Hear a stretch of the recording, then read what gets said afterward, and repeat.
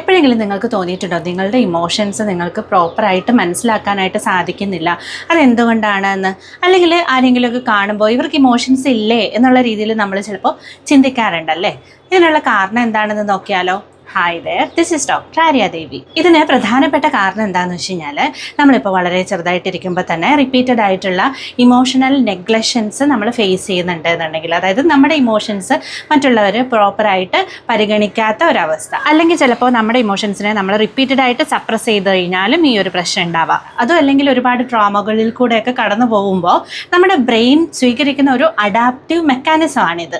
അതായത് ബ്രെയിൻ എപ്പോഴും നമ്മളെ, അല്ലെങ്കിൽ നമ്മുടെ ബോഡി എപ്പോഴും നമ്മളെ സപ്പോർട്ട് ചെയ്യാനാണ് ശ്രമിക്കുന്നത്. അപ്പോൾ ഇത്തരത്തിലുള്ള സിറ്റുവേഷൻസിനെ ഓവർകം ചെയ്യാനായിട്ട് നമ്മളുടെ ബ്രെയിൻ ഇമോഷൻസിനെ റെക്കഗ്നൈസ് ചെയ്തിട്ട് കാര്യമില്ല എന്നുള്ളൊരു സ്റ്റേറ്റിലേക്ക് എത്തിച്ചേരുന്ന കാരണമാണ് ഇത്തരത്തിൽ നമുക്ക് പിന്നീട് നമ്മുടെ ഇമോഷൻസിനെ റെക്കഗ്നൈസ് ചെയ്യാൻ സാധിക്കാതെ ആവുന്നത്. അപ്പോൾ ഇവിടെ നമ്മൾ മനസ്സിലാക്കിയിരിക്കേണ്ട ഒരു കാര്യം ഇതാണ്, നമ്മുടെ ഇമോഷൻസിനെ നമ്മൾ എപ്പോഴും പ്രോപ്പറായിട്ടുള്ള രീതിയിൽ എക്സ്പ്രസ് ചെയ്യുക തന്നെ വേണം. അപ്പോൾ കുഞ്ഞുങ്ങളെ അവരുടെ ഇമോഷൻസ് റെക്കഗ്നൈസ് ചെയ്യാനും അത് പ്രോപ്പറായിട്ട് എക്സ്പ്രസ് ചെയ്യുന്നത് എങ്ങനെയാണെന്ന് നമ്മൾ മനസ്സിലാക്കി കൊടുക്കുകയും ചെയ്യണം.